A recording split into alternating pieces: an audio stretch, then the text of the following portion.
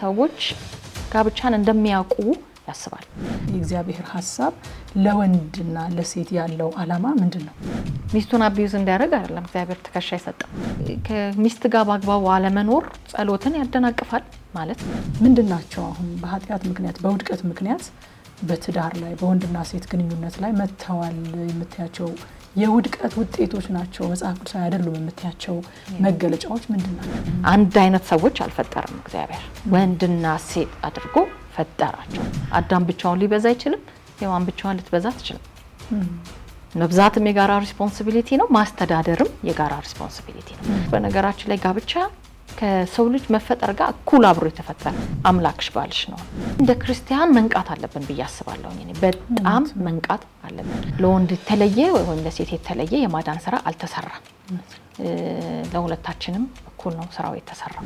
ብዙ ሰዎች ይህን ራስነት የሚባለውን ሀሳብ በዓለም ላይ ካለው የወንድ የበላይነት አስተሳሰብ ጋር አገናኝተው ነው የሚያስቡት።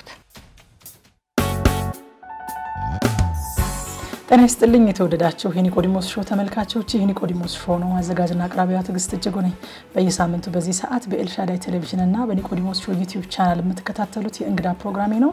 ቆይታችሁን ከኔ ጋር እንድታደርጉ ግብዣዬ።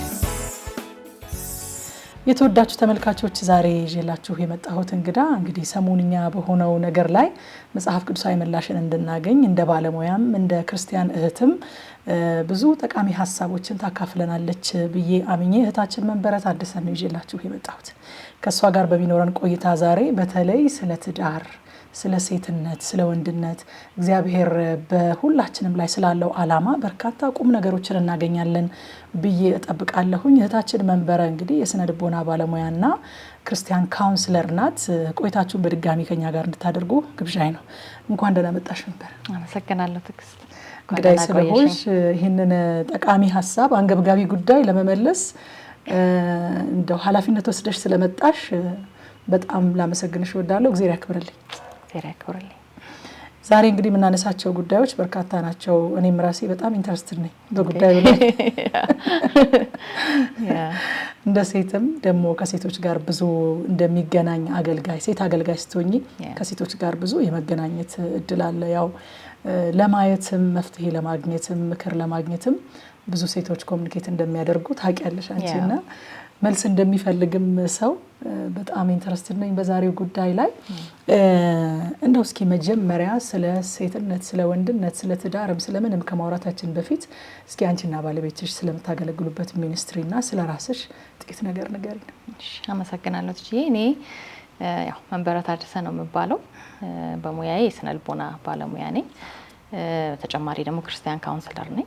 ጋብቻና ቤተሰብን በማገልገል ባለፉት 10 ዓመታትን አሳልፌያለሁ። በተለይ ደግሞ አሁን ላለፉት 5 ዓመታት ላይት ሜሬጅ ኤንድ ፋሚሊ ሚኒስትሪ የሚባል ሚኒስትሪ ከባለቤቴ ጋር አቋቁመን በዛ ውስጥ አገለግላለሁ። ሚኒስትሪያችን በዋናነት የሚያገለግለው ጋብቻና ቤተሰብን ነው። እዛ ውስጥ በማስተማር እናገለግላለን፣ በማማከር እናገለግላለን። ደግሞ አነስ ያሉ ጽሁፎችን ከጋብቻና ከቤተሰብ ጋር የተያያዙ ጽሁፎችን ያዘጋጀን ያሳተምን ለክርስቲያኑ እንዲደርስ እናደርጋለን። እየሰራን ያለ ነው ይሄንን ነው። 10 ዓመታትን እንግዲህ ቀላል ነገር አይደለም። በርካታ ችግሮች ወደ እናንተ እንደሚመጡና እንግዲህ እንደ እግዚአብሔር ጸጋ እንደበዛላችሁ ጸጋ ደግሞ ብዙዎች አርፎ እንደሚሄዱ አምናለሁኝና እንደው በአጠቃላይ ክርስቲያን ሶሳይቲውን እንደሚያገለግል ሰው በክርስቲያኖች ጋብቻ ዙሪያ የምታያቸው ትሬቶች የምታያቸው ነገሮች ምን ይመስላሉ?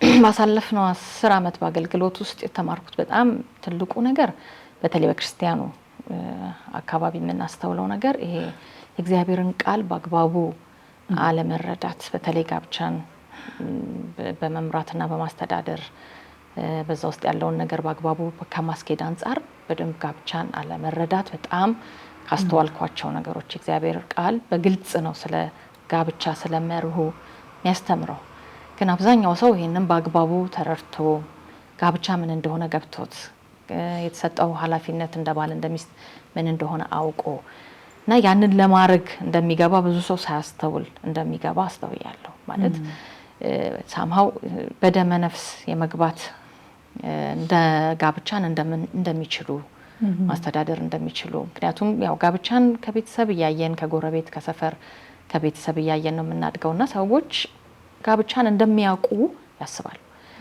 እና ለማወቅ ብዙ ጥረትም አይደረግም ግን እንደ ክርስቲያን መርሃችን የእግዚአብሔር ቃል ስለሆነ ሰዎች ወደ ጋብቻ ሲገቡ በደንብ አውቀው ቢገቡ በጣም የተሻለ ነው ብዬ አስባለሁ ግን ብዙ እሱኛው በጣም ቻሌንጅ እንደሆነ አስተውለናል በዚህ አገልግሎት ውስጥና ጋብቻ ኪዳን መሆኑን ማያቅ እንደ ባል የተሰጠውን ኃላፊነት ማያቅ እንደ ሚስት የተሰጣትን ኃላፊነት የማታውቅ ሰዎች ወደ ጋብቻ ገብተው ጋብቻን ሲታገሉት ደግሞ እነሱ እንዲሆንላቸው የሚፈልጉትን አይነት ቤት ለመስራት ሲታገሉ እግዚአብሔር የሚፈልገውን የሱን ተቋም ሳይሆን እነሱ የሚፈልጉትን የነሱን ፍላጎት ለመስራት በጋብቻ ውስጥ ሲታገሉ ያ ደግሞ ከተፈጠረበት ዓላማ ውጪ ስለሚያስገደው ጋብቻውን በባልና በሚስቱ መካከል ያለውን ሪሌሽንሺፕ በጣም ትግል ሲያረጋው እሱን በጣም አስተውለናልና በዋናነት ሰዎች ከእውቀት ውጪ ከእግዚአብሔር ቃል ውጪ እንደሆኑ እሱን በጣም አስተውያለሁ።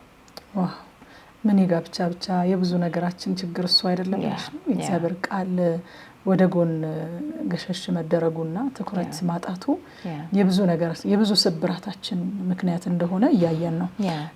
ወደ ጋብቻው እንመጣበታለን።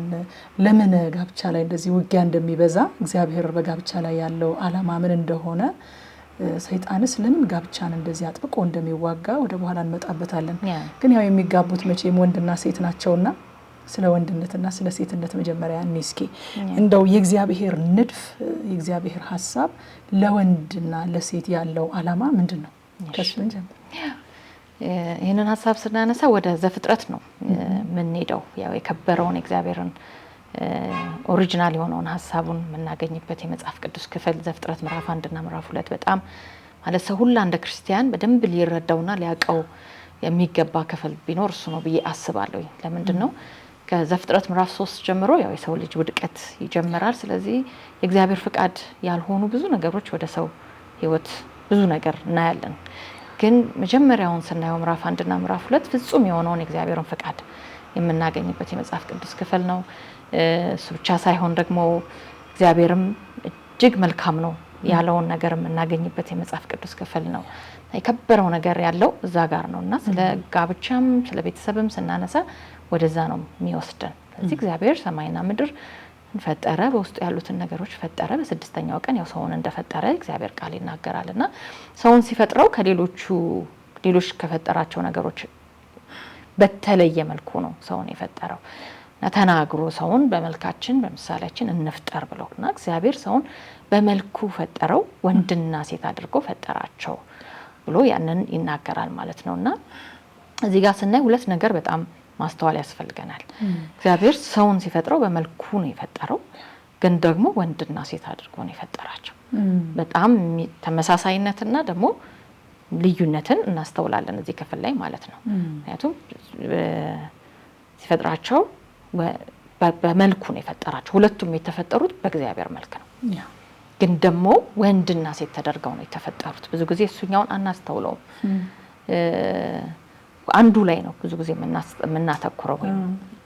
ወይ ወንድና ሴት ናቸው የሚለው እናተኩራለን፣ ወይ ደግሞ በእግዚአብሔር መልክ ነው የተፈጠሩት የሚለው ላይ ነው። ግን ሁለቱም ላይ ነው ማተኮር የሚኖርብን። አንድ አይነት ሰዎች አልፈጠረም እግዚአብሔር። ወንድና ሴት አድርጎ ፈጠራቸው። በምኑ? በመልኩ። ከሱ ነው መነሻ የምናደርገው። ከዛ ደግሞ ከፈጠራቸው በኋላ በፐርፐዝ ነው በአላማ ነው የፈጠራቸው። ዝም ብሎ አይደለም የፈጠራቸው፣ አላማን አስቀምጦበታል። ወዲያው የሚነግረን ክፍል ብዙ ተባዙ ምድርንም ሙሏት ግዙዋትም አላቸው ይላል። ስለዚህ ሲፈጥራቸው በመልኩ ነው የፈጠራቸው። ወንድና ሴት አድርጎ ነው የፈጠራቸው። በአላማ ነው የፈጠራቸው።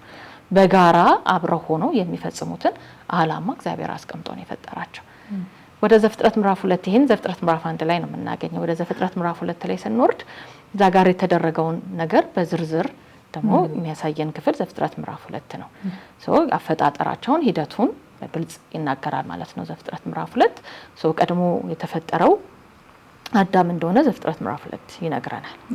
ከምድር አፈር እንዳበጀው የሕይወትን እስትንፋስ እንዳለበት ይነግረናል። ከዛ ደግሞ በኤደን የአትክልት ቦታ እንዳስቀመጠው ባስቀመጠውም ጊዜ ደግሞ እዛ የሚሰራውን ስራ እንደሰጠውም እግዚአብሔር ቃል ይናገራል።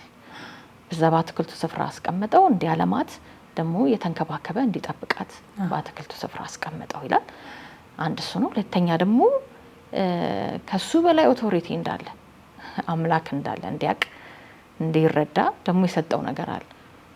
ከዚህ ካሉት ከሁሉም የዛፍ ፍሬ ትበላለህ፣ ግን ደግሞ ከአንዱ ደግሞ አትበላም ብሎ በእግዚአብሔር ስልጣን ስር እንዳለ እንዲረዳ ደግሞ ያንን ደግሞ ነግሮታል። በአራዊቱ በአዋፉ ላይ ደግሞ ስልጣንም እንዳለው እግዚአብሔር በዛው ስም እንዲያወጣላቸው በፊቱ በማሳለፍ ያንን ነገር 3 ነገር እዚህ ጋር በደንብ እናስተውላለን ማለት ነው። እንዲጠብቃት እንዲያለማት እዛ አስቀመጠው ይላል። ከዛ ደግሞ ማያረገውን ነገር ደግሞ ማያረገውን ነገረው። ከዛ ደግሞ ለእንስሳቶቹ ደግሞ ስም እንዲያወጣ እዛ አስቀመጠው ማለት ነው። እና ይሄ ነገር እያደረገ ከዛ በኋላ ሰው ብቻውን ይሆን ዘንድ መልካም አይደለምና የሚመችን ረዳት አበጅለታለሁ አለ እግዚአብሔር። ስለዚህ ከአዳም ላይ እንቅልፍ ጣለበት፣ ከጎኑም ከጎድኑ አንዲት አጥንት ወስዶ ሴት አድርጎ ሰራት፣ ወደ አዳምም አመጣት ይላል። በጣም የሚያምር በጣም የሚገርም ደስ የሚያሰኝ ነገር ነው ይሄ። እና ወደ አዳም አመጣት ይላል። አዳምም ሲያያት እቺ አጥንት ከአጥንቴ ናት፣ ስጋዋም ከስጋዬ ነው፣ ከወንድ ተገኝታለችና ሴት ትባል አለ ይላል ማለት ነው። እና ሔዋን ስትፈጠር አዳምን ወደ ኤደን ገነት ማለት በዛ በአትክልቱ ስፍራ ወስዶ ስራ ሰጠው። ሔዋንን ከፈጠራት በኋላ ግን ቀጥታ ያገናኛት ከአዳም ጋር ይለያያል። ዛጋ እንትናቸው መጀመሪያ ኢንካውንተር ያደረጉት ነገር ራሱ የተለያየ ነው። እሱ በኤደን ገነት ተወስዶ እንዲያለማ እንዲሰራ ነው ያንን ያስተዋወቀው። አራዊቶቹን የተዋወቁት። ወደ ሔዋን ደግሞ ስትመጪ ቀጥታ ያገኘችው እሱን ነው። በሁለቱ መካከል ያለውን የሚያምር ነገር ዛጋ እናያለን ማለት ነው። ሰው እናትና አባቱን ይተዋል፣ ከሚስቱ ጋር ይጣበቃል፣ ሁለቱ አንድ ስጋ ይሆናሉ። አዳምና ሚስቱ ራቁታቸውን ነበሩ፣ ይሁን እንጂ አይተፋፈሩም ነበር ብሎ እግዚአብሔር ቃል ይናገራል ማለት ነው። እና በመካከላቸው የነበረውን ፍጹም አንድነት፣ በመካከላቸው የነበረውን ፍጹም ህብረት እንመለከታለን።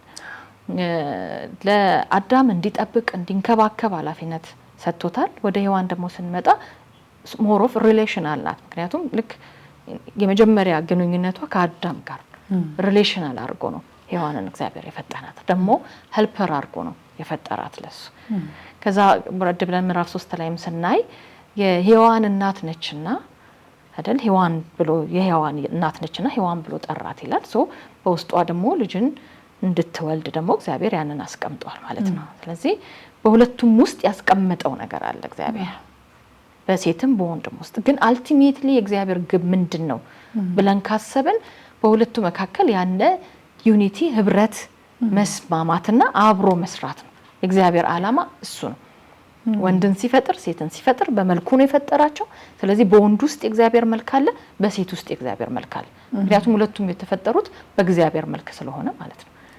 ይሄኛው የእግዚአብሔር መልክ በዩኒቲ ውስጥ፣ በአንድነት ውስጥ፣ በህብረት ውስጥ፣ ምክንያቱም ሁለቱ አንድ ስጋ ይሆናሉ ነው። ስለዚህ በአንድ ስጋነታቸው ውስጥ፣ በአብሮነታቸው ውስጥ፣ በአንድነታቸው ውስጥ ደግሞ የእግዚአብሔርን ስራ በጋራ እንዲሰሩ ነው የእግዚአብሔር ዓላማ። ልብ ውስጥ ያለው እሱ ነው። ከውድቀት በፊት ያለው የእግዚአብሔር ፍጹም የሆነው ሐሳብ ሁለቱ አንድ ሆነው ተባብረው የሱን ሐሳብ እንዲፈጽሙ ነው። ለምን ብዙ ተባዙ ምድርንም ሙሏት ግዟትን ብሎ ኃላፊነትን በጋራ ነው የሰጣቸው።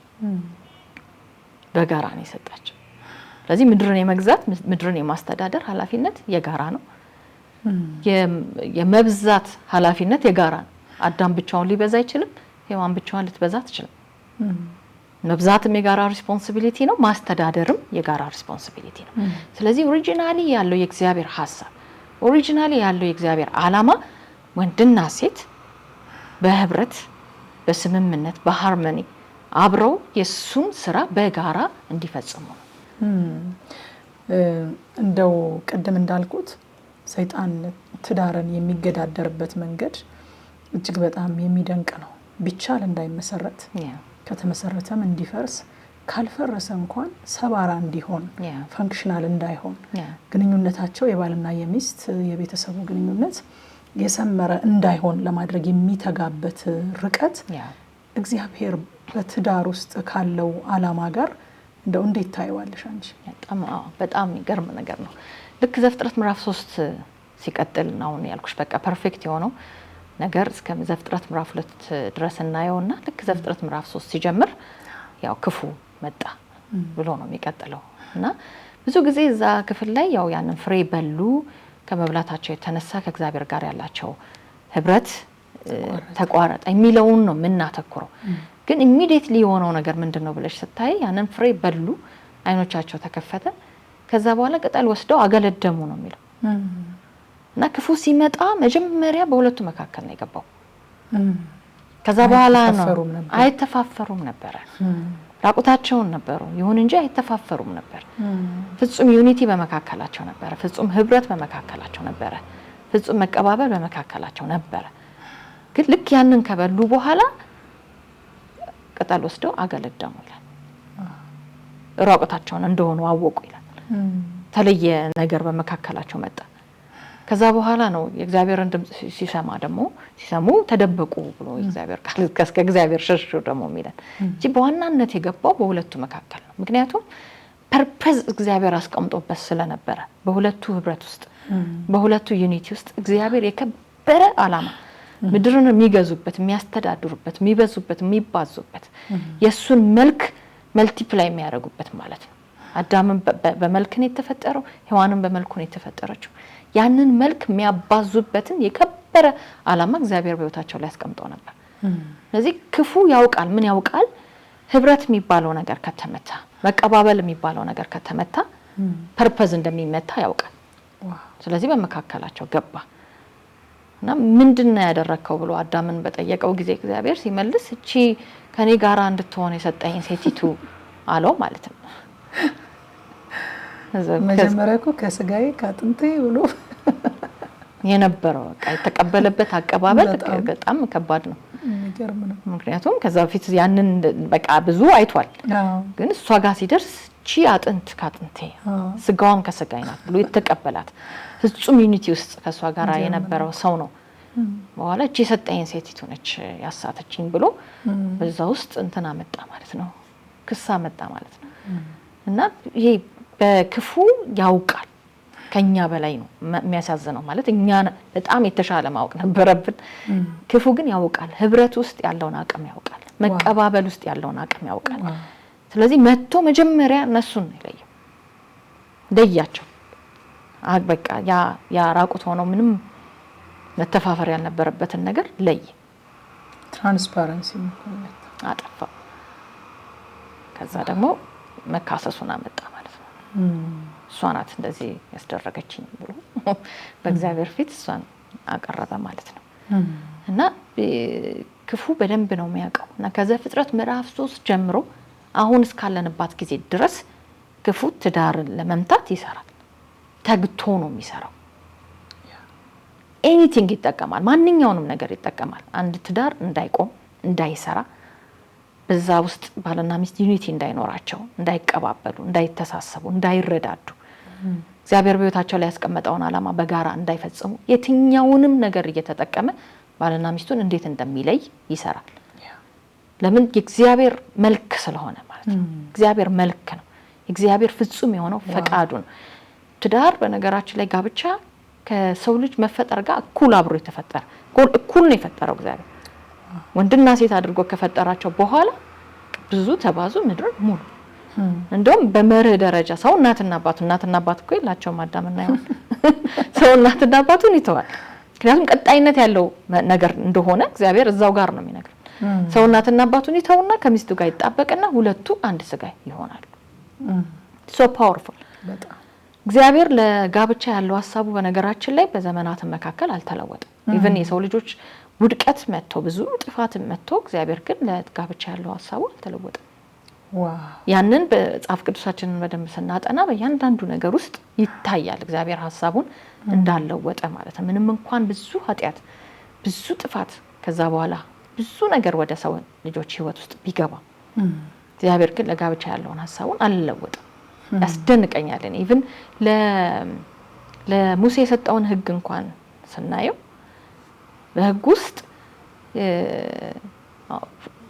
ስለ ራሱ ከኔ ሌላ አምላክ አታምልኩ የአምላክህን እግዚአብሔርን ስም በከንቱ አታንሳ ብሎ ካለ በኋላ ቀጥታ መሄደው ቤተሰብ ጋር እናትና አባትን አክብር አታመንዝር፣ በሐሰት አትመስክር፣ የባልንጀራህን ሚስት አትመኝ። ይሄድና ያን ስቲል ሜሬጅን ፕሮቴክት ለማድረግ ፋሚሊን ፕሮቴክት ለማድረግ በህግ ውስጥ ሲሰራ እግዚአብሔርን ታገኘዋለሽ ማለት ምን ያህል የከበረ ነገር ቢኖረው ነው እግዚአብሔር እና በህግ ውስጥ ያንን ፕሮቴክት ሲያደርግ ኢቭን በጣም የኃጢአት ብዛት በጣም ከፍቶ እግዚአብሔር ሰውን በመፍጠር የተጸጸትኩ እስኪል ድረስና ምድርን ማጥፋት ፈልጎ እስኪነሳ ድረስ በሆነበት ሁኔታ እንኳን ኖህ ጻድቅ ሆኖ በተገኘ ጊዜ ያዳነበትን እንትን ስታዩ ኖህንና ሚስቱን የኖህን ወንዶች ልጆቹንና ሚስቶቻቸው ከዛ ደግሞ ከእንስሳቱ አንድ ወንድ አንድ ሴት የተደረገ ነው ወደዛ መርከብ የገቡት ሪስቶሬሽን እንደገና እግዚአብሔር ያንን ተሰም ለአዳም የሰጣቸውን ነው እንደገና እዚህኛው ጋራም እንዳዲስ ብዙ ተባዙ ምድርን ሙሏት ብሎ ያኛውን መርህ ከዚህ ከመርከቡ ለወጡ ሰዎች ደግሞ እግዚአብሔር እንደገና ሲናገር መታዩ ማለት ነው። ሶ ፓወርፉል ማለት የጋብቻ የሚባለው ሐሳብ ኢቭን እግዚአብሔር ከእስራኤል ጋር ያለውን ሪሌሽንሺፕ እንኳን የገለጠበት አንደኛው መንገድ አምላክሽ ባልሽ ነው። በባልና በሚስት መካከል እንዳለ ሪሌሽንሺፕ አድርጎ ነው የሚያስቀምጠው በእስራኤልና በሱ መካከል ያለውን ሪሌሽንሺፕ እና ይሄንን ማየት አይፈልግም ክፉ በፍጹም ነው ማየት የማይፈልገው የእግዚአብሔር የመልኩ መገለጫ ስለሆነ አይወደው እግዚአብሔር ግን ሲጠብቀው ሚልኪያስ ብሉይ ኪዳን ማለቂያው ላይ ሚልኪያስ መጽሐፍን ስታዩ አንተና በልጅነት ሚስት መካከል ያለው ኪዳን እግዚአብሔር ምስክር ስለሆነ እግዚአብሔር የኪዳን የጋብቻ ኪዳን ምስክር ሆኖ እንደሚቆም የሚናገርበትን ክፍል እዛ ውስጥ ታገኛለሽ። ወደ አዲስ ኪዳንም ደግሞ ስንመጣ ጌታ ኢየሱስ ክርስቶስ ራሱ የመጣበትን ወደ ምድር የመጣበትን መንገድ ስታዩ በጣም ነው የሚያስደንቀኝ። በፈለገበት መንገድ መምጣት ይችላል። ግን የመጣው በምን መልኩ ነው ካልሽኝ ማርያም ለዮሴፍ ታጭታ በነበረበት ጊዜ ሳይገናኝ ምን አይነት ስትራክቸር አለ እዛ ጋር ዮሴፍ አለ ማርያም አለች ግን ታጭተዋል ግን ገና ወደ ጋብቻ አልመጡም። በዛ ሁኔታ ውስጥ ነው ጌታ ኢየሱስ የተጸነሰው። ከዛ ዮሴፍ በድብቅ ሊተዋት ፈለገ ይላል ግን እግዚአብሔር ደግሞ ተናገረው ጮኛን ማርያምን ለመውሰድ አትፍራ አለው። ሶ ወሰዳት ወደሱ ምን ሆነ ያ ስትራክቸር ያ የሜሬጅ ስትራክቸር ስቲል በጌታ በኢየሱስ ክርስቶስ መወለድ ውስጥ ታገኘዋለሽ። ድንግል በድንግልና ነው የጸነሰችው ግን ደግሞ ያ ስትራክቸር ግን ነበር። ዮሴፍ ነበር እንደ አባት ማርያም አለች እንደ እናት ከዛ ጌታ ኢየሱስ አለ። ያ እግዚአብሔር ኦሪጂናሊ ያለው ስትራክቸር ኢቭን በጌታ በኢየሱስ ክርስቶስ ነገር ውስጥ ታየዋለሽ ማለት ነው። ምን ያህል የከበረ ነው። ጌታ ኢየሱስም በምድር ላይ ሲመላለስ ሲያስተማረውን አስተምሮ ስታዩ አንድ ጥያቄ ጠይቀው ነበር ፈሪሳውያን ለመሆኑ ሰው በአንዳች ምክንያት ሚስቱን መፍታት ተፈቅዷል ወይ የሚል እና ጌታ ኢየሱስ ሲመልስ የመለሰበት መንገድ በጣም ነው የሚገርመኝ። ተፈቅዷል ወይ አልተፈቀደም ብሎ መመለስ ይችላል ግን ሲመልስ በመጀመሪያ ፈጣሪ ቅድም ያነሳነውን ክፍል ነው የሚጠቅሰው። በመጀመሪያ ፈጣሪ ወንድና ሴት አድርጎ እንደፈጠራቸው አላነበባችሁም ምን የሚላቸው። ስለዚህ ሰው እናትና አባቱን ይተዋል ከሚስቱ ጋር ይጣበቃል ሁለቱ አንድ ስጋ ይሆናሉ። እንደውም ጌታ ኢየሱስ ጠንከራ አድርጎ ሲናገር ከእንግዲህ አለ አንድ ስጋ ናቸው እንጂ ሁለት አይደሉም። ስለዚህ እግዚአብሔር ያጣመረውን ሰው አይለየው አለ ማለት ነው። ምን ማለቱ ነው ጌታ ኢየሱስ? እግዚአብሔር ለጋብቻ ያለው ሐሳቡ አልተለወጠም። እኔ አዲስ ነገር ልነግራችሁ አልችልም። ያው ዘፍጥረት ላይ ያለውን አላነበባችሁትም ወይ ነው ብሎ ዘፍጥረትን ነው ሪፈር የሚያደርገው። ሶ ፓወርፉል በጣም ጌታ ኢየሱስ ክርስቶስም ደግሞ የመጀመሪያውን የተአምራት አደረገ ወይም ክብሩን ገለጠ የሚልበት ቦታ በቃና ዘገሊላ በሰርጉ ቤት መሆኑ ራሱን ይገርመኛል በጣም። ዝም ብዬ ኢግኖር አድርጌ ማልፈው ወይም ችላምለው ነገር አይደለም። ክብሩ የተገለጠው እዛ ቦታ ላይ ተገኝቷል በሰርጉ ላይ።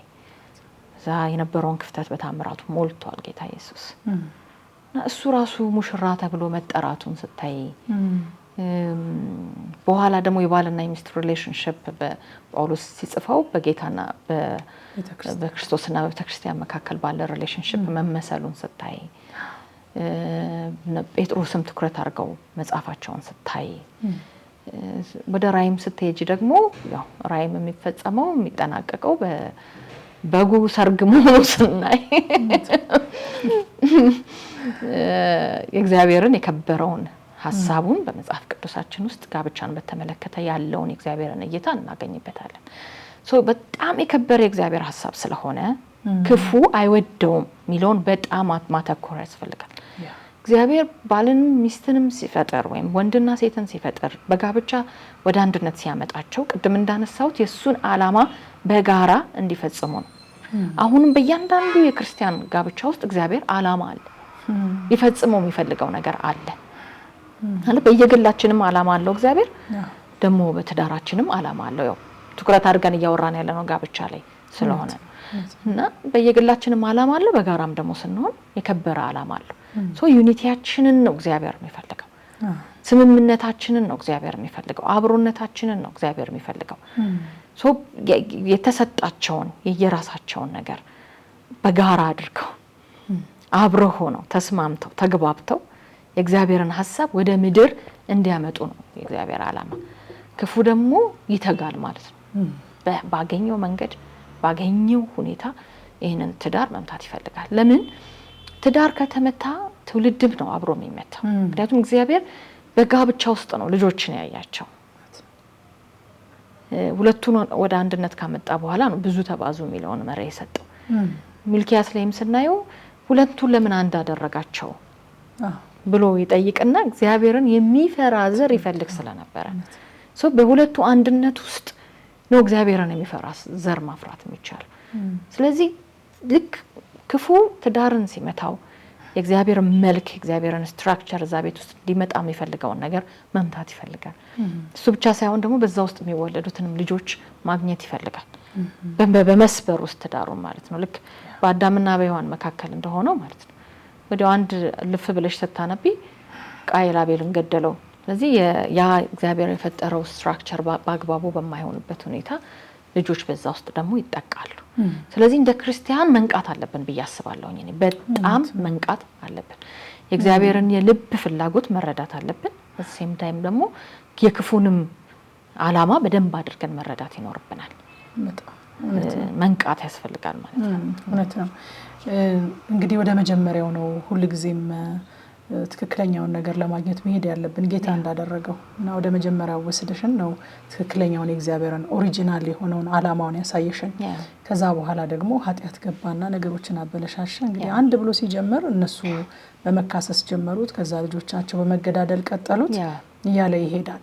ግን አሁን ዛሬ በእኛ ዘመን አውድ ደግሞ ብናየው አንዳንድ ጊዜ ከኃጢአት የተነሳ የተበላሸውን ብልሽት ኖርማል አድርገን ትክክል አድርገን የመቀበልና ብልሽት እንደሆነም ያለማወቅ ነገር እንዳለን እመለከታለሁና ምንድናቸው አሁን በኃጢአት ምክንያት በውድቀት ምክንያት በትዳር ላይ በወንድና ሴት ግንኙነት ላይ መተዋል የምትያቸው የውድቀት ውጤቶች ናቸው መጽሐፍ ቅዱሳዊ አይደሉም የምትያቸው መገለጫዎች ምንድናቸው? በዋናነት በባልና በሚስት መካከል ያለውን ህብረት ነው የነካው። ዩኒቲያቸውን፣ መቀባበላቸውን፣ አንድነታቸውን፣ አብሮነታቸውን በዋናነት ነክቷል። ብዙ የምናያቸው ጥፋቶች ከዛ በኋላ የመጡ ብዙ አይነት ኃጢአት ነው በምድር ላይ የገባው ከውድቀት በኋላ እና ያ ውድቀት በባልና በሚስት መካከል ያለውንም ሪሌሽንሺፕ ነክቷል።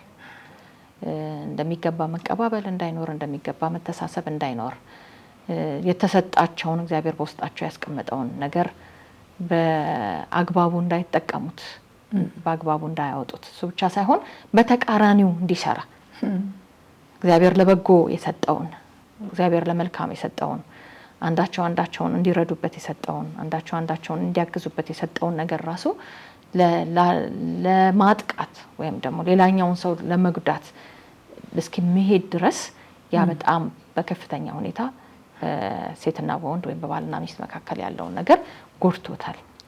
ለመካከላቸው አለመግባባት እንዲሆን ተስማምተው ለአንድ ዓላማና ለአንድ ግብ የሚቆሙ ሳይሆኑ እርስ በርሳቸው የሚናቆሩ፣ እርስ በርሳቸው የማይግባቡ፣ እርስ በርሳቸው የሚጠላሉ ድረስ የሚፎካከሩ እስከሚሆኑ ድረስ በመካከላቸው የክፋት አሰራር ገብቷል ማለት ነው። ስለዚህ የማዳን ስራ መምጣት ነበረበት ከዛ። ስለዚህ ያመጣው ዳሜጅ በጣም ከፍተኛ ነው የሚለውን መውሰድ እንችላለን። በተለይ እርስ በርስ መቀባበላቸው ላይ እርስ በርስ መከባበራቸው ላይ አንዳቸውን መውደድ መቀበላቸው ላይ ዛሬ ከፍተኛ ተጽዕኖ አድርጓል። ልንነቃ ያስፈልጋል ነው እንግዲህ መልእክቱ።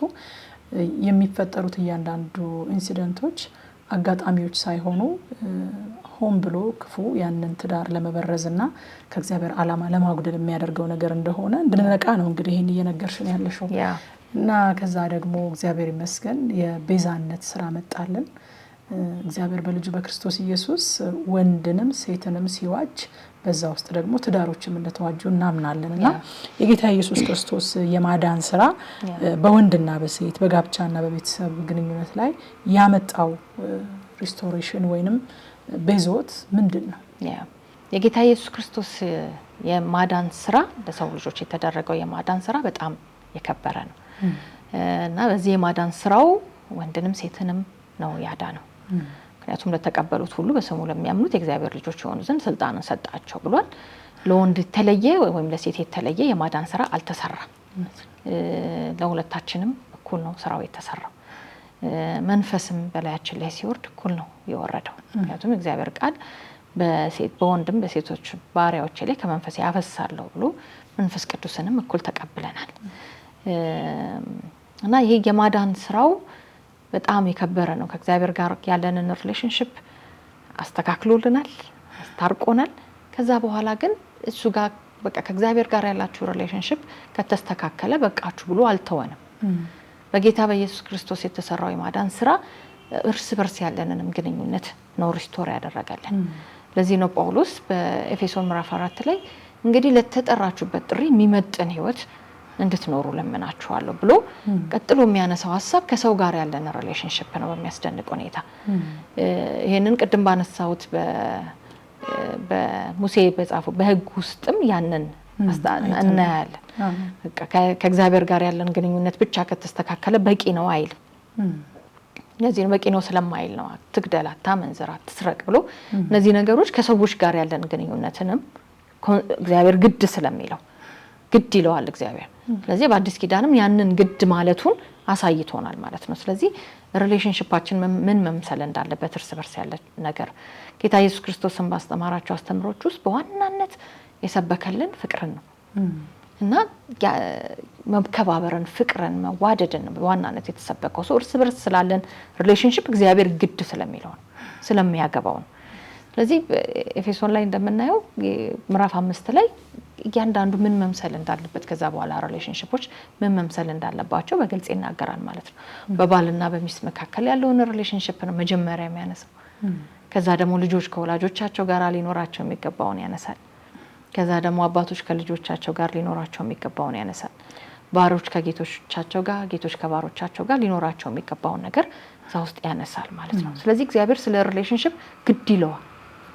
የጌታ ኢየሱስ ክርስቶስ የመስቀልም ስራ ከአባቱ ጋር አስታርቆናል። ደግሞ እርስ በርሳችንም ባለን ግንኙነት ትክክለኛውን ነገር መኖር እንድንችልም ደግሞ አስተምሮናል ማለት ነው። ስለዚህ እንዴት ነው መሆን ያለብኝ እኔ እንደሚስት፣ አንድ ባል ደግሞ እንዴት ነው መሆን ያለበት የሚለውን የእግዚአብሔር ቃል በግልጽ አስቀምጧል ማለት ነው። የተሰራልን ሪስቶሬሽን የከበረው ሪስቶሬሽን እርስ በርሳችን ያለን ሪሌሽንሺፕ ነው። ችላ አልተባለም ማለት ነው። በቃችሁ አልተባለም። ከጌታ ጋር ያላችሁ ነገር እግዚአብሔር ጋር ያላችሁ ነገር መስመር ከያዛላችሁ በቃችሁ አልተባልንም። እንደውም ትክክለኛ ሪሌሽንሺፕ ከሱ ጋር እንዳለን የምናሳይበት መንገድ ሪሌሽንሺፕ ሆኖ ነው የሚቀመጠው። እንዴት ታሳይዋለሽ? እንዴት ትገልጪዋለሽ? ጌታን መውደድሽን እንዴት ነው የምታሳዩ? ጌታን መከተልሽን እንዴት ነው የምታሳዩ? ጌታ በሚለው መንገድ እየሄድሽ እንደሆነ በምንድን ነው የሚታወቀው? ከሌሎች ጋር ባለን ግንኙነት ነው። እርስ በርሳችሁ እንድትዋደዱ ትእዛዜ እቺ ናት አለ ጌታ ኢየሱስ። የመጨረሻውን ትእዛዝ ሲሰጥ ይሄንን ነው የሰጠው ሄደው። ጳውሎስም ደጋግሞ የሚናገረው እንድንዋደድ፣ እንድንከባበር፣ እንድንቀባበል ነው ደጋግሞ የሚነግረን። ስለዚህ ስለ ሪሌሽንሺፖቻችን ጌታ ግድ ይለዋል ማለት ነው። በተለየ መልኩ ደግሞ ጋብቻን ዛሬ እያነሳን ያለው ነው እሱን ስለሆነ ጋብቻንም ሪስቶር አድርጎታል። ባል የሚስት ራስ ነው፣ ክርስቶስ የቤተክርስቲያን ራስ እንደሆነ ሚስት ደግሞ ለዚህ የባልነት ለባልበት ለተሰጠው ራስነት ደግሞ እንድትገዛ ያንን ያዛል። ስለዚህ በባልና በሚስት መካከል ያለውን ሪሌሽንሺፕ ደግሞ ምን መልክ መያዝ እንዳለበት በደንብ ነው በመርህ ውስጥ የተሰጠ። እግዚአብሔር መጀመሪያ ላይ እንዳልኩሽ ነው እግዚአብሔር በባልና በሚስት መካከል ያለውን ሪሌሽንሺፕ ለዩኒቲ ለሃርመኒ ነው የፈለገው፣ ለሱ ስራ ነው የፈለገው። አሁንም በአዲስ ኪዳን ላለን ሰዎች እግዚአብሔር በእኛ ላይ በእያንዳንዳችን ላይ ዓላማ አለው፣ ሊፈጽመው የሚፈልገው ነገር አለ። ወደ ትዳር መግባት የሚያስብ ሰው የእግዚአብሔርን ሀሳብ ፈጽሞ እንዲያልፍ የሚፈልግ ከሆነ የእግዚአብሔር ቃል ምን ይላል የሚለውን ነገር ማስተዋል ያስፈልገናል በአዲስ ኪዳን ያለን ሰዎች። ስለዚህ አንድ ሰው ባል ሊሆን ሲነሳ ወደ ባልነት ሲመጣ ምን መሆን አለብኝ ወይም ደግሞ የተሰጠኝ ሮል ምንድነው፣ ሪስፖንሲቢሊቲ ምንድነው፣ በአዲስ ኪዳን የተሰጠኝ ነገር ምንድነው የሚለውን ማስተዋል ይኖርበታል። ሚስትም ደግሞ እንደዛው ሚስት ስትሆን ወይም ደግሞ ወደ ጋብቻ ስትመጣ ምንድነው የእግዚአብሔር ቃል የሰጠኝ ሮል የሚለውን ወደ ማስተዋል መምጣት ያስፈልጋታል ማለት ነው። እና ምንድነው በዋናነት የተሰጠን? አሁን አንዳንድ ሰዎች ይህንን ትምህርት ሲያስተምሩት ትንሽ እንትን ሊያደርጉት ይሞክራሉ። ይሄ የስልጣን ትግል ምናምን አድርገው ነው ፕሬዘንት የሚያደርጉት። ግን በትክክል የእግዚአብሔር ቃል የሚነግረን ነገር ምንድነው የሚለውን ማስተዋል ያስፈልጋል ማለት ነው። እዛው ኤፌሶን ላይ የሚነግረን ክርስቶስ የቤተክርስቲያን ራስ እንደሆነ፣ ባል የሚስት ራስ እንደሆነ መጽሐፍ ቅዱስ በግልጽ ይነግረናል። ስለዚህ አንድ ሰው ወደ ባልነት ሲመጣ ለሚስቱ ራስ እንደሆነ ማወቅ መረዳት ይኖርበታል ማለት ነው። ምንድነው ግን ይሄ ራስነት ምን እንዲያደርግ ነው እግዚአብሔር ራስ አድርጎ በሚስት ላይ የሾመው የሚለውን ግን ማወቅ ያስፈልጋል ማለት ነው። ምክንያቱም ብዙ ሰዎች ይሄን ራስነት የሚባለውን ሀሳብ በዓለም ላይ ካለው የወንድ የበላይነት አስተሳሰብ ጋራ አገናኝተው ነው የሚያስቡት፣ ወይም ደግሞ በዓለም ያለውን ወይም ደግሞ በውድቀት ውስጥ የነበረውን አስተሳሰብ የደገፈ ነው የሚመስላቸው። ግን በትክክል ምን ማለቱ ነው ብለን ስንረዳው እዛው ክፍል ላይ ባሎች ሆይ ክርስቶስ ቤተክርስቲያንን እንደወደዳትና ራሱንም ስለርሷ አሳልፎ እንደሰጠ ሚስቶቻችሁን ውደዱ ይላል ማለት ነው። እና በዋናነት ሪስፖንሲቢሊቲ እንደሆነ እናስተውላለን ማለት ነው። ሪስፖንሲቢሊቲ ነው። እና ክርስቶስ ቤተክርስቲያንን እንዴት ነው የወደዳት የሚለውን ደግሞ ስናይ ራሱን እስከ መስቀል ሞት ድረስ አሳልፎ በመስጠት ውስጥ ነው ክርስቶስ ቤተክርስቲያንን የወደዳት። ስለዚህ ባልም ልክ እንደዛ ሚስቱን እንዲወድ የእግዚአብሔር ቃል ያዛል ማለት ነው። ስለዚህ በጌታ በኢየሱስ ክርስቶስ የማዳን ስራ ውስጥ ከተዋጁ ነገሮች ውስጥ ነው ትዳር። በተዋጀው ውስጥ ባልን ራስ አድርጎታል፣ የሚስት ራስ አድርጎታል። እና ራስነቱን እንዲወጣ ምሳሌ ተደርጎ የተቀመጠው ክርስቶስ ከቤተክርስቲያን ጋር ያለው ግንኙነት ነው። ስለዚህ ክርስቶስ ከቤተክርስቲያን ጋር ያለው ግንኙነት የተገለጠበት መንገድ ልክ በዛው መንገድ ባል ደግሞ ሚስቱን እንደዛ ትሪት እንዲያደርግ ወይም ልክ እንደዛ እንዲሆን ያዘዋል ማለት ነው። ባሎቹ የክርስቶስ ቤተክርስቲያን እንደወደዳት ባል ደግሞ ሚስቱን ይውደድ። ከሳክሪፊሻሊ ጌታ ኢየሱስ ራሱን መስዋዕት በሚያደርግ ፍቅር ነው ቤተክርስቲያንን የወደዳት። ልክ እንደዛው ደግሞ እሱን ካለ በኋላ ቀጥሎ ደግሞ ባሎች ሆይ እንደገዛ ስጋችሁ አድርጋችሁ ሚስቶቻችሁን ውደዱ። ሚስቱን የሚወድ ራሱን ይወዳል። በጣም ፓወርፉል ነገር። ሚስቱን የሚወድ ራሱን ይወዳል። የገዛ ስጋውን የሚጠላ ማንም የለም። ይመግበዋል፣ ይንከባከበዋል። ክርስቶስም ለቤተክርስቲያን ያደረገው ልክ እንደዚህ ነው ይላል ማለት ነው። አሁን ቅድም ለማንሳት አንዳንድ ሰዎች ይሄንን የባል ራስነት የሚለውን ሀሳብ ከስልጣን ጋር አገናኝተው ነው የሚያወሩት። የሆነ አይነት ስልጣን ነው የሚመስላቸው። ወይም ቅድም እንዳነሳሁት ያልተገባ የወንድ የበላይነት ሚስትን ዝቅ አድርጎ የሚያይ ሚስትን አዋርዶ የሚያይ እይታ ነው የሚመስላቸው። እና እኔ እኮ የሚስት ራስ ነኝና ምናምን ብለው እንደ ስልጣን ያወሩታል፣ ኃይላቸውን ለማሳየት ሚስትን ጫን ብሎ ለማኖር። ለዛ ነው አርገው የሚረዱት ማለት ነው። ቃሉ ግን እንደዛ አይነግረን፣ በፍጹም ነው እንደዛ የማይነግረን። ኃላፊነት ነው እስከ ሞት ድረስ። ባል ሚስቱን እስከ ሞት ድረስ እንዲወድ ነው እግዚአብሔር ቃል የሚያዘው። ክርስቶስ ቤተክርስቲያንን እንደወደደና ራሱንም ስለሷ አሳልፎ እንደሰጠ ሞት ካስፈለገ እስኪ ሞት ድረስ ነው ኃላፊነቱ። ከዛስ እንዲጠብቅ እንዲንከባከብ ነው ኃላፊነቱ። ዘፍጥረት ምዕራፍ 1 ላይ 2 ላይ ቅድም ያነሳ ነው አይደል? ወደ ኤደን የአትክልት ስፍራ አመጣው ይላል። ይጠብቅና ይንከባከብ ዘንድ። ከዛ ወደዚህ የሚመጣና ይመግባል፣ ይጠብቃል። that ያ ሪስቶሬሽን ነው እየተሰራ ያለው። መጠበቅ፣ መንከባከብ፣ ፕሮቴክት ማድረግ፣ ፕሮቫይድ ማድረግ ለባል የተሰጠ ነው። ሶ እሱኛውን ነው ሪስቶር የሚያደርገው እዚህ ጋር አምጥተው ማለት ነው። ያኛውን እዛ ኦሪጂናል የነበረውን ሐሳብ እዚህ ጋር አምጥተው ሪስቶር ያደርገዋል ማለት ነው። እዚህ እንደገዛ ስጋችሁ አድርጋችሁ ሚስቶቻችሁን ውደዱ። ሚስቱን የሚወድ ራሱን ይወዳል። ዋይ ክርስቶስ ለቤተ ክርስቲያን ያደረገው ልክ እንደዚህ ለምን ምሳሌ ተደርጎ የቀረበው እሱ ስለሆነ ማለት ነው። ሶ ፓወርፉል በጣም እና በጣም በቃ መገሰጽ እፈልጋለሁ ማለት መገሰጽ ካለበት በቤተ ክርስቲያንም በአገልጋዮችም ዘንድ በመሪዎችም ዘንድ አንዳንድ ጊዜ ያሉ አስተሳሰቦች ልክ ያልሆኑ እንደ እግዚአብሔር ቃል ያልሆኑ በማስተማር ውስጥም ባንድም በሌላ የሚገለጡ እንደ እግዚአብሔር ቃል ያልሆኑ አስተሳሰቦችን መምታት ያስፈልገናል። የበላይነትን ማሳያ አድርገው የሚያቀርቡ ትክክል አይደለም ማለት ያ የጌታ ኢየሱስ ክርስቶስ የመሪነት መንፈስ ስላልሆነ ማለት ነው። ባልን እንዲጠብቅ፣ እንዲንከባከብ፣ እንዲመራ፣ ፕሮቫይድ እንዲያደርግ የእግዚአብሔር ፈቃድ ግን ያንን ሲያደርግ በክርስቶስ ምሳሌ ነው የሚያደርገው። ያ የክርስቶስ ምሳሌ ምንድነው ብለን ስናይ በጣም መልካም ምሳሌ የምናገኘው ጌታ ኢየሱስ እግር ያጠበ ነው እና የሐዋርያቱን እግር አጠበ እና ይገርመኛል መምህርና ጌታ ትሉኛላችሁ እንደምትሉኝ እንዲሁ ነኝ አለ ጌታ ኢየሱስ። ግን እኔ መምህራችሁና ጌታችሁ ሆኜ እግራችሁን ካጠብኩ እናንተ ደግሞ ይሄንን እንድታረጉ እርስ በርሳችሁ ይሄንን እንድታረጉ ምሳሌ ትችላችኋለሁ አለ። የጌታ ኢየሱስ ክርስቶስ የመሪነት መንፈስ የበላይ ሆኖ ሌላውን የማስጨነቅ የበላይ ሆኖ ሌላውን ወደታች የማየት መንፈስ አይደለም። ስለዚህ አንድ ክርስቲያን የሆነ ባል ይሄ መንፈስ በውስጡ ካለ ትክክል አይደለም ማለት በሐዋርያቱ መካከል ክርክር የሆነ ፖይንት ላይ ክርክር ተነስቶ ነበር። ማን በልጣል የሚል ክርክር በመካከላቸው ተነሳ እና ጌታ ኢየሱስ ክርስቶስ ሲመለስላቸው ያለው ነገር በጣም ነው የሚገርመኝ። የአሕዛብ ነገስታት አለ የበታቾቻቸውን ጨቁነው ይገዛሉ። አሁን እዛ ጋር ክርክር የተነሳው ለምንድን ነው? ምናልባት ከ12ቱ አንዱ አንተ ነህ ቢባል 11ዱን እንዴት አድርጎ ረግጦ እንደሚገዛ ያሰበ ነበር ይሆናል ብዬ አስባለሁ። ምክንያቱም ያዩት አለ በአሕዛብ መካከል ያለውን ስልጣን አይተዋል። እንዴት የበታቾቻቸውን ጨቁነው እንደሚገዙ አይተዋል። አሁንም እንደዚህ አይነት ፖዚሽን ከተገኘ 11ዱን ቆይ ያሳያቸዋለሁ አይነት ሊያረጉ ያሰቡ ይመስለኛል።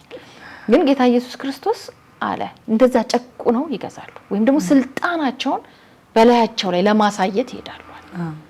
በእናንተ መካከል ግን እንደዚህ አይሁን። በጣም ነው ልቤን የሚነካኝ። እንደዚህ አይሁን አለ ጌታ ኢየሱስ። ማንም ታላቅ ሊሆን የሚወድ የሁሉ ታናሽ ይሁን። ማንም ፊተኛ ሊሆን የሚወድ የሁሉ አገልጋይ የሁሉ ባሪያ ይሁን። በማዕድ ከተቀመጠውና ቆሞ ከሚያስተናግደው የሚሻለው ማን ነው አለ። በማዕድ የተቀመጠው አይደለምን? እኔ ግን በመካከላችሁ እንደ አገልጋይ ሆነኝ አለ ጌታ ኢየሱስ። ምሳሌ ለባል ምሳሌ ተደርጎ የቀረበው ክርስቶስ ነው። ስለዚህ ያንን ነው ባል ማንጸባረቅ የሚጠበቅበት ሚስቱን እንዲወድ እንዲያከብር አይደል? አንደኛ ጴጥሮስ ምዕራፍ 3 ቁጥር 7 ላይ የሚናገረው ባሎቹ የጸሎታችሁ እንዳይደናቀፍ ከሚስቶቻችሁ ጋር በማስተዋል ኑሩ፣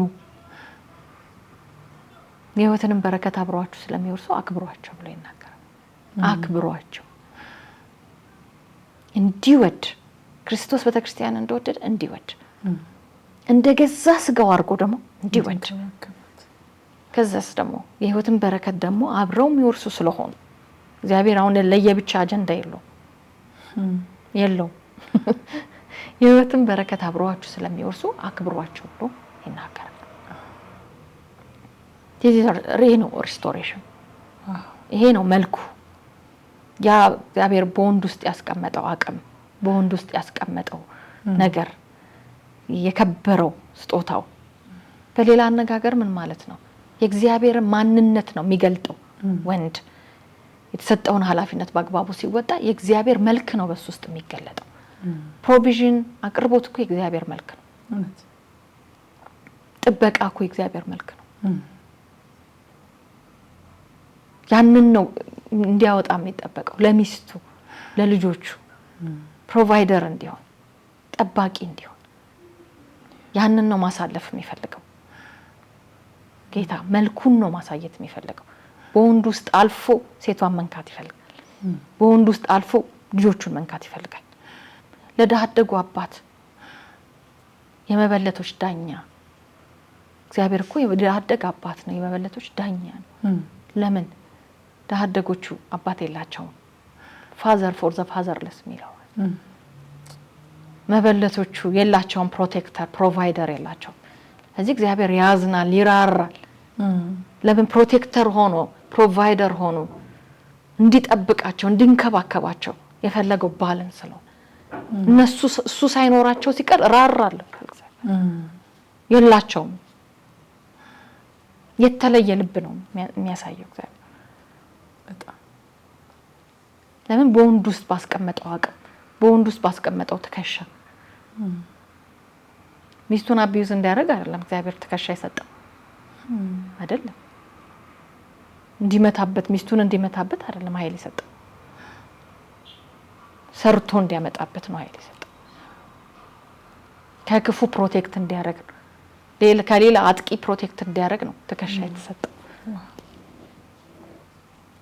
ነን ወይ ብዬ መጠየቅ ፈልጋለሁ ነን ወይ ብለው ባሎች አባቶች እንዲጠይቁ ራሳቸውን ጌታ ኢየሱስ ክርስቶስን አምነናል እሱን ተቀብለናል እሱን እየተከተልን ነው የሚሉ ባሎችና አባቶች የተሰጣቸውን ኃላፊነት እንደሚገባ እየተወጡ ነው ወይ የሚለውን ራሳቸውን ቢጠይቁ በጣም ደስ ይለኛል ከሚስት ጋር የስልጣን ትግል ውስጥ እንዲገቡበት አይደለም በፍጹም አይደለም በዚህ ማስተዋል ውስጥ ቢሆኑ መልካም ነው ተጠያቂነትም አለበት ብዬ አምናለሁ ምክንያቱም ባሎቹ የጸሎታችሁ እንዳይደናቀፍ ነው ከሚስቶቻችሁ ጋር በማስተዋል ኑሩ ብሎ የሚናገረው እግዚአብሔር ቃል ስለዚህ ከሚስት ጋር ባግባቡ አለመኖር ጸሎትን ያደናቅፋል ማለት ነው እግዚአብሔር ለምንድነው ያልሰማኝ ለምንድነው ነገሬን መስመር ያላሳዘልኝ ለምንድነው ነገር የማይባረከው ብለው ምናልባት የሚያስቡ አንዳንድ ባሎች በዚህ ማለት ይሄን ያዩ ቢሆን ምናልባት ሚስታቸው በቤት ውስጥ እያለቀሰችባቸው አለመሆኑን ቼክ ቢያደርጉ መልካም ነው ብዬ እላለሁ በጣም ፓወርፉል ነው እንግዲህ የተዋጀው ትዳር ውስጥ ባል ከሚስቱ ጋር ያለው ግንኙነት ይሄንን ከሆነ የሚመስለው በዚሁ በተዋጀው ትዳር ውስጥ ደግሞ ሚስት ከባሏ ጋር ያላት ግንኙነት ምንድነው መምሰል ያለበት ይሄንንም እዛው ኤፌሶን መጽሐፍ ነው የሚነግረን